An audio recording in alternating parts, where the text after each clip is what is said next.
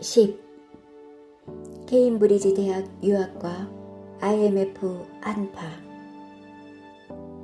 정계 은퇴를 선언한 김대중은 영국 케임브리지 대학의 초청을 받아 유학길에 올랐다. 객원 연구원 자격으로 연구와 강연 활동을 함께 할 수 있는 기회가 생긴 것이다. 김대중이 떠나는 날 공항에는 2천여 명의 당직자와 지지자들이 기다리고 있었다. 그들은 대형 플래카드를 붙잡고 있었는데 거기에는 인동처여 7천만 가슴속에 피어나소서 라고 적혀 있었다. 내가 불초불민하여 많은 사람들에게 갈등과 번민을 남겨놓고 나 혼자만 한국을 떠나 착잡하고 죄스럽습니다. 저는 정치를 떠났지만 국민 여러분 곁까지 떠난 것은 아닙니다. 생의 마지막까지 국민에게 봉사하겠습니다. 그러므로 앞으로도 더욱 열심히 배우고 노력해서 정치 위의의 분야에서 국민 여러분을 위한 최선의 봉사를 다할 결심입니다. 역사는 한때 좌절은 있어도 영원한 후퇴는 없습니다. 절망하지 않는 국민에게는 패배가 없습니다. 국민 여러분이 바라는 자유와 번영과 복지의 나라, 그리고 통일된 조국의 꿈은 반드시 실현되고 만다는 굳은 믿음 아래 좌절 없는 전진을 계속해 주실 것을 바람하지 않습니다. 앞으로 새로운 희망 속에 여러분과 다시 뵙기를 기약하겠습니다. 1993년 1월 26일 김대중은 비행기를 타고 영국으로 날아갔다. 망명이 아닌 연구를 목적으로 외국으로, 그것도 세계적인 케임브리지로 가는 것은 김대중에게는 나름 위안이 되었다.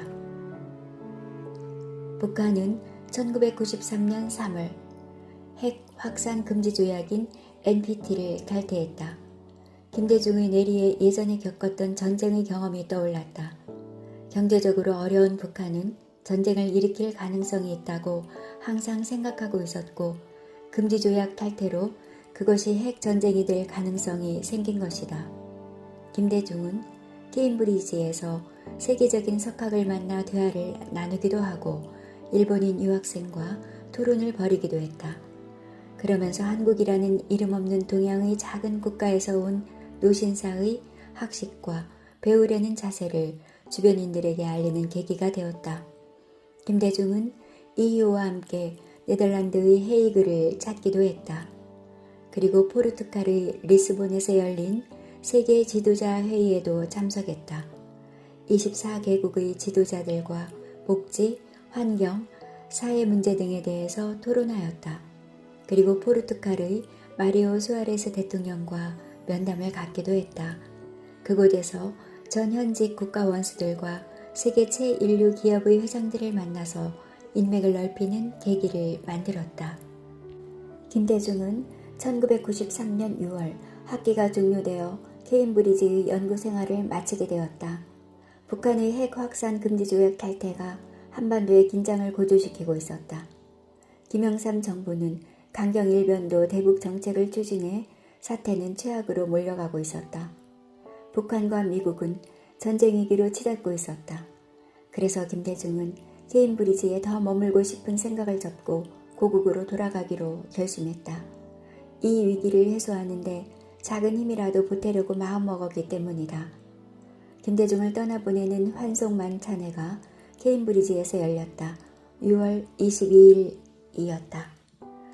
반년 전 나는 앞날에 이렇다 할 희망도 없이 케임브리지로 왔습니다. 그리고 지금은 마음의 평안과 새로운 희망을 품었습니다. 그것은 케임브리지가 나에게 준 최고의 선물이며 그 덕분에 나는 다시 새롭게 태어나 귀국할 수 있게 되었습니다. 그리고 케임브리지 대학의 교육 덕택으로 정치가 대신 통일 문제를 탐구하는 한 사람의 연구자로서, 학자로서 고국으로 돌아갈 수 있게 되었습니다. 나는 처음에 1년 예정으로 케임브리지에 왔습니다. 반년이 지난 지금 이 대학을 떠나는 이유 가운데 하나는 영국에 대해 작은 공헌을 하고 싶었기 때문입니다. 그것은 나 같은 실업자가 영국을 떠남으로써 실업 문제로 시달리는 이 나라의 실업률을 조금이라도 낮추고 싶기 때문입니다. 청중들은 김대중의 유머에 웃음을 터뜨렸다. 김대중은 1993년 7월 4일 서울로 돌아왔다.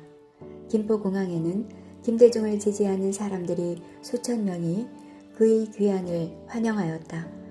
사람들은 김대중을 연호했다. 6개월 전 이 공항을 떠날 때는 유배지로 떠나는 심정이었으나 그러한 고통은 이제 없습니다. 남은 인생에 대한 확고한 설계와 희망과 자신을 갖고 돌아왔습니다. 기자 중에 한 사람이 남북 문제에 대해서 질문을 하자 김대중은 자신의 소신을 밝혔다. 남과 북이 만나야 합니다. 북의 풍부하고도 값싼 노동력과 우리의 투자가 합쳐지면 양쪽 모두에게 득입니다. 북한은 통일 독일에서 서독에 진만된 동독의 경우와는 다릅니다. 1994년 1월 18일 문익환 목사가 사망했다. 사인은 심장마비였다. 신학자이며 목회자로 그리고 시인으로 통일운동가로 문익환 목사는 김대중에게 항상 영감을 주는 사람이었다. 문익환 목사는 항상 강조했다. 민주는 민중의 부활이요 통일은 민족의 부활이라고.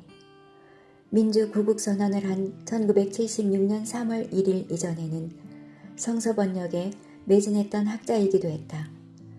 통일을 위해 가장 앞장서던 문익환 목사가 사망하자 김대중은 바로 빈소로 달려갔다. 김대중은 장례위원회 고문을 맡았고 연결식에서 조사를 했다. 1994년 1월 27일 김대중은 아시아 태평양 평화재단을 출범시켰다. 한반도의 평화와 민족공영의 길을 모색하고 아시아의 민주발전에 나아가 세계 평화에 기여하고자 하는 큰 뜻을 실현하기 위한 모체였다.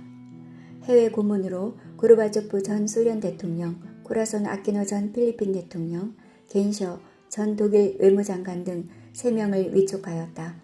국내 고문은 김수환 추기경, 강원용 목사, 서의연 불교조계종 총무원장, 이태영 가정법률상담소장이 맡았다.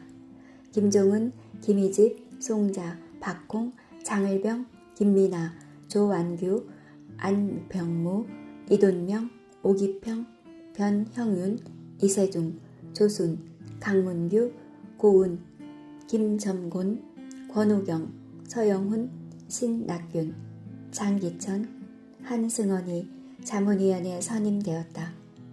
해외 자문위원은 빅토르 사도부니치 모스크바 대학 총장, 미국 카네기 재단 셀리그 해리슨 박사, 에드워드 베이커 하워드 대학 교수가 포함되었다. 아태 재단은 서울 창천동 아릉 빌딩에 사무실을 냈다. 오전에 거행된 현판식에는 아키노 여사와 데메지에르 전 동독 총리 등 200여 명이 지켜봤다. 저녁에는 여의도 63빌딩에서 기념식을 열었다. 축하해주러 온 손님이 2,000명이 넘었다.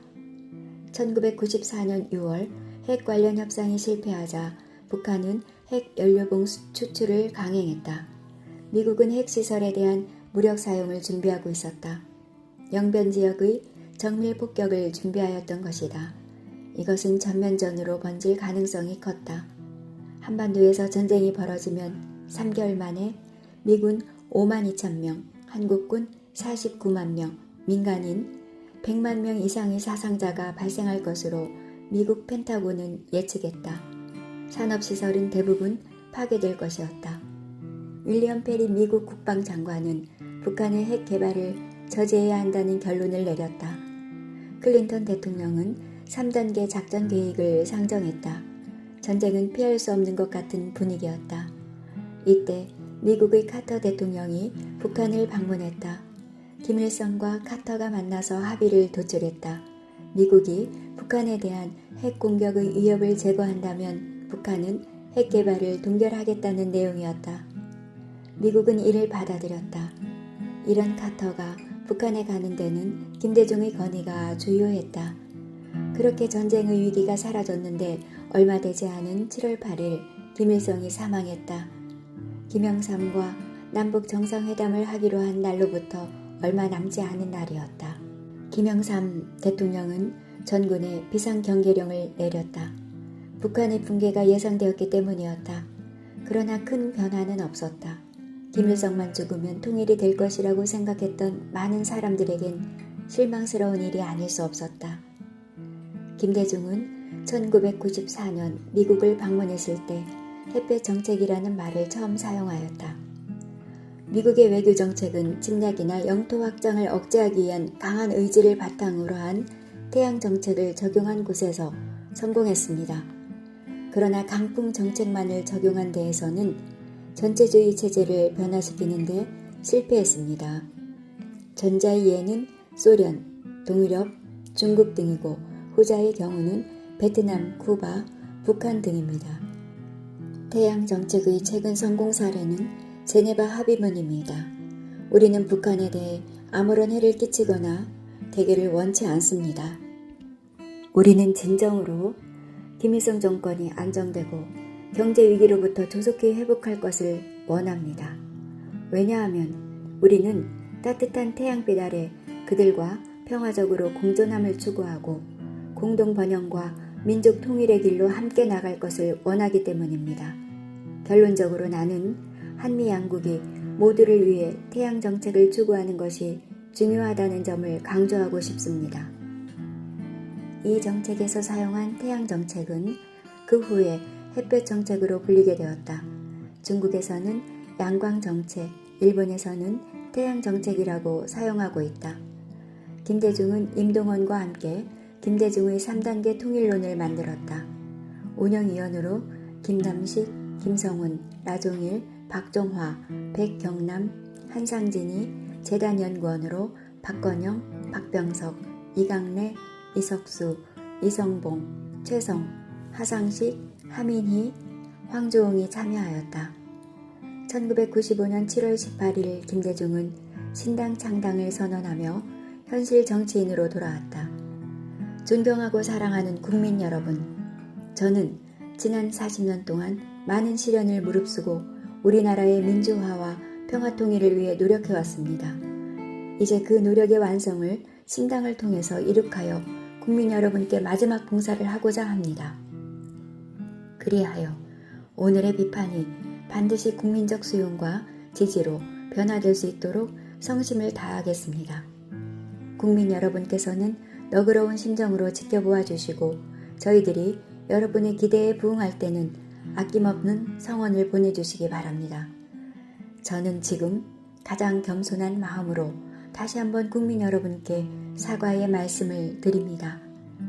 한편 신당이 이 시대가 요구하는 국민적 여망을 책임있게 달성하는 정당으로 발전함으로써 오늘 제 결단의 충정이 국민 여러분으로부터 이해와 지지를 받을 수 있도록 모든 것을 바쳐서 노력하겠다는 점을 아울러 다짐하는 바입니다.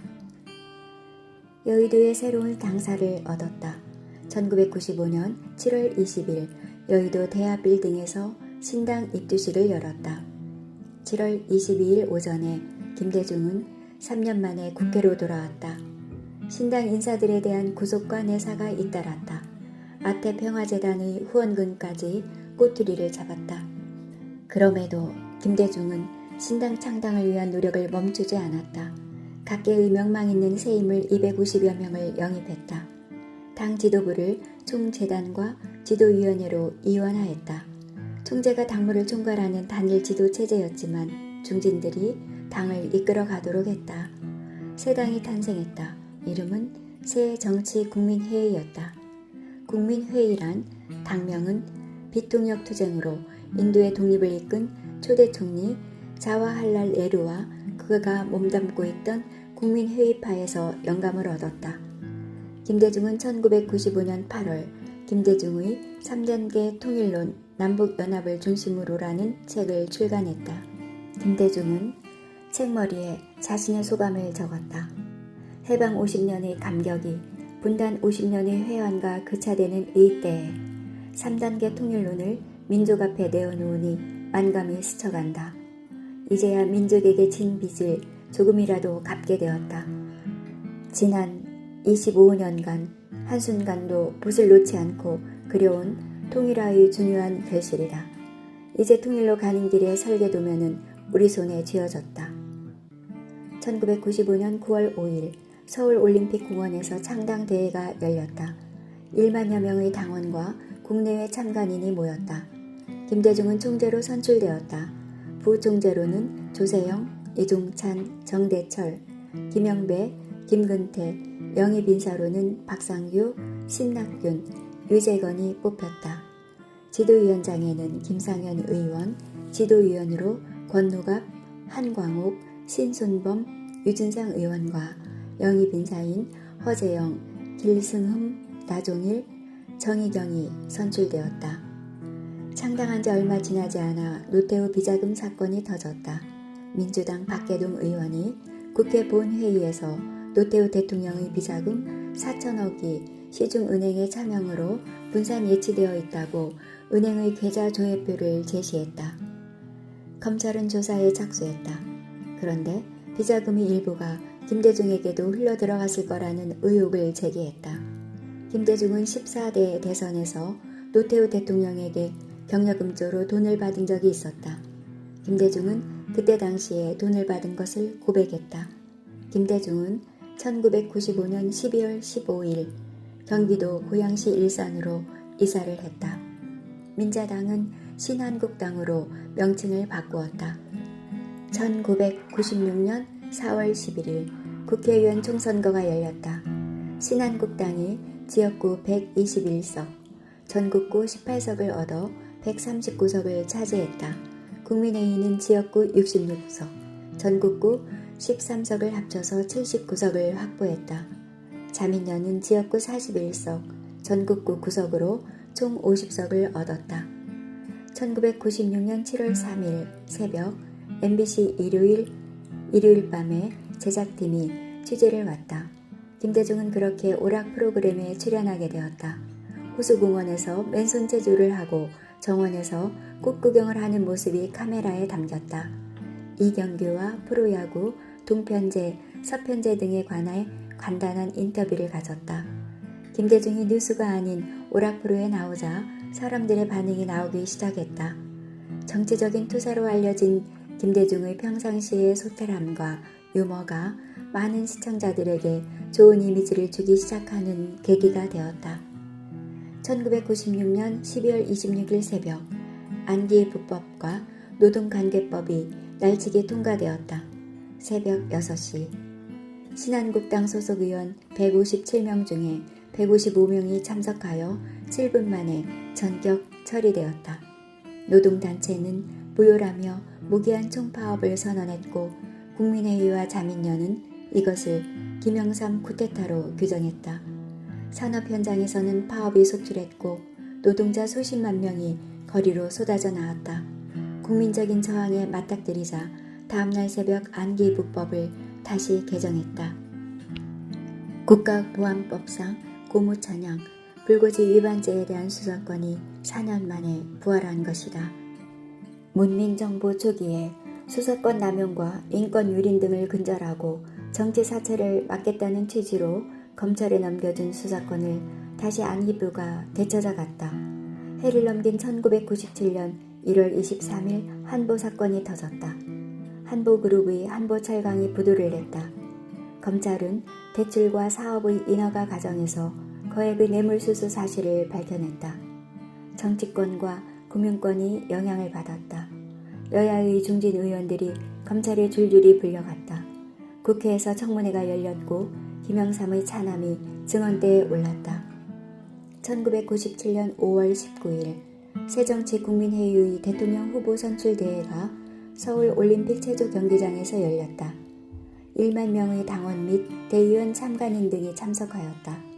김대중은 77.5%의 득표로 정대철을 누르고 대통령 후보로 선출되었다. 대통령에 당선되면 정치 보복을 하지 않고 전두환, 노태우 씨가 사죄하면 용서하고 김영삼 대통령이 임기를 무사히 마치도록 도와주겠소. 자민련에서는 김종필 총재가 후보로 결정되었다. 신한국당은 이해창 대세론이 확산되는 가운데 이인재 경기도지사가 대항마로 떠올랐다. 이해창 총재가 60%의 지지로 대통령 후보로 확정되었다. 10월 7일 김대중 비자금 사건이 터졌다. 김대중이 670억의 비자금을 관리해왔다고 여당에서 주장해왔다. 노태우 대통령으로부터 받은 돈은 20억 외에 6억이 더 있다고 밝혔다. 10월 10일 10개 기업으로부터 134억의 돈을 받았다고 추가로 발표했다. 10월 14일 국회 국정감사장에서 비자금을 추가로 폭로했다. 김대중의 일가 친인척 아태평화재단 관계자 40명의 명의로 10년간 342계좌에서 378억 원의 비자금을 분산 관리해왔다는 내용이었다. 신한국당은 김대중을 특정범죄가중처벌법상 뇌물수수 및 조세 포탈 혐의와 무고 혐의로 대검찰청에 고발했다. 그러나 김태정 검찰총장이 10월 21일 비자금 의혹 고발 사건 수사를 15대 대통령 선거 이후로 유보한다는 발표를 하게 된다. 과거의 정치자금에 대해 정치권 대부분이 자유로울 수 없다고 판단되는 터에 대선을 불과 2개월 앞둔 시점에서 이 사건을 수사할 경우 극심한 국론 분열, 경제회생의 어려움과 국가 전체의 대혼란이 분명하다고 보인다. 강삼재는 민자당 사무총장직을 사퇴했다. 김대중 총재 비자금 폭로 자료는 이해창 총재로부터 받았다. 김대중은 자민련과 후보 단일화 협상을 하고 있었다. 그러자 세야 민주화 운동 출신들이 반발하고 나섰다. 김근태와 종교계 인사들이 반발했다. 색깔론 망령과 3당 합당 이후 강화된 호남 고립 구도를 타파하기 위해서는 자민련과 연합이 필요하다고 설득했다. 과거에 대립했던 세력과의 연합이 거부감이 있겠지만 현실 정치에서 소신과 명분 못지않게 현실적 선택도 중요하다는 것을 얘기했다. 정권 교체가 필요함을 역설했다. 이해찬, 서른동의 재야 인사들은 김대중의 설득의 진정성을 느끼고 이해했다. 국민회의에서는 한광옥 부총재가 나왔고 자민련에서는 김용환 부총재가 협상 대표로 나왔다. 국민회의는 많은 것을 양보했다. 임기 내 내각 책임제 개헌 내용이 나왔다. 국민들이 내각제를 원하면 개헌할 수 있다고 입장을 정리했다. 10월 27일 김종필의 청구동 자택을 직접 찾아간 김대중은 연합에 합의를 했다. 대통령 후보는 김대중 총재로 단일화하고 집권 시 실질적인 강요 임명제 청원권과 해임 건의권을 갖는 실세 총리는 자민련 측에서 맡도록 한다. 이렇게 DJP 연합이 탄생한 것이다. 11월 3일 국민회의와 자민련은 야권 후보 단일화 합의문 서명식을 가졌다. 박태준 전 포항제철 회장이 야권 단일화에 동참했다. 이해찬과 조순의 신한국당과 민주당은 합당에 합의했다. 합당한 후에 당명을 한나라당으로 바꿨다. 선거 막판에 경제신탁통제인 IMF 구제금융을 요청하는 일이 발생했다. OECD에 가입한 지 1년도 안 된 나라가 한국전쟁 이후 최대의 국면을 겪게 된 것이었다. 1997년 11월 21일 밤 10시 임창열 경제부총리가 IMF에 200억 달러의 구제금융을 신청한다고 발표했다. IMF 실무단이 한국으로 날아왔고 협상은 12월 3일에 마무리되었다. 미셸 캉드시 IMF 총재는 청와대를 방문했고 대통령 후보들에게 협약을 이행하겠다는 각서를 요구했다. IMF와 맺은 대기성 차관 협약 양해 각서에는 외국인 주식 투자 한도를 50%로 올리고 은행과 증권 등 금융시장을 개방해야 했고 수입선 다변화제를 앞당겨 다음 해에 폐지해야 했다. IMF의 뒤에는 미국과 일본 등 거대한 외국의 입김이 있었을 것이다. IMF 관리 체제를 조속히 극복하기 위해서는 관치 경제를 뿌리 뽑아야 합니다.